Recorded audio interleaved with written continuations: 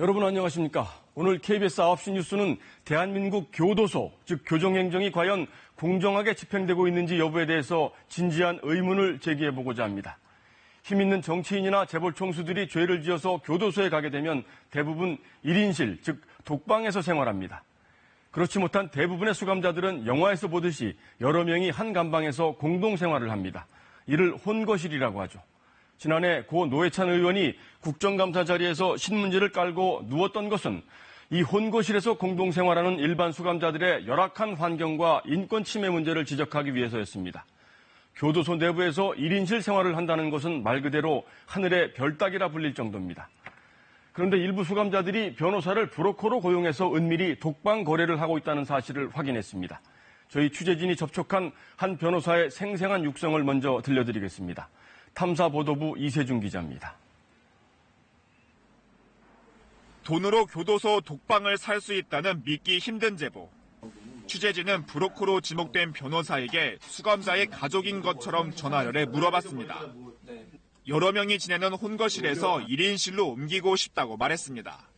일단은 어느 구치소에 있어? 어떤 혐의로 지금 재판받고? 비용을 물어봤습니다. 사안의 난이도라거나 지금 현재 컨디션에 따라 다 다르겠죠. 일단은 독방 1,000만 원, 그러니까 부가세까지 있으면 1,100. 일단 독방으로 가면 출소할 때까지 계속 지낼 수 있다고 보장합니다. 금액은 언제쯤 지불하게 되나요?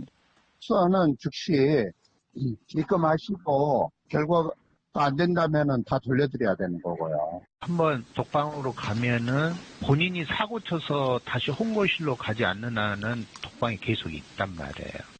독방으로 더 쉽게 옮기려면 가짜로 병이 있는 것처럼 적어내야 한다고 말합니다. 이렇게 뭐 병원 진단서나 이런 게 없어도 가능한가요?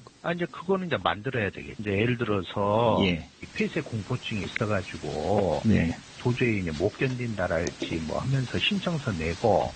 교정 당국에도 뇌물을 건네는지 물었습니다.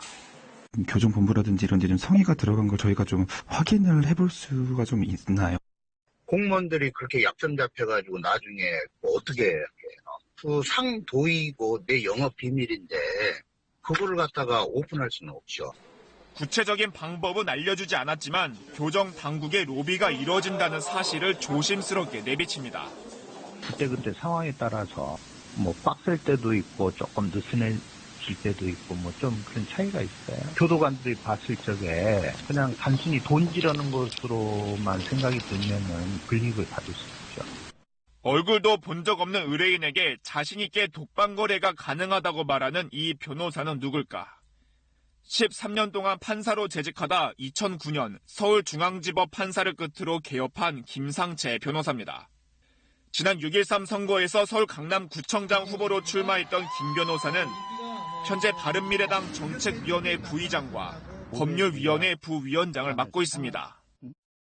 비록 낙선했지만 김상채 변호사는 지난 지방선거 강남구청장 후보로 유권자 2만 5천여 명의 선택을 받았습니다. KBS 뉴스 이세준입니다.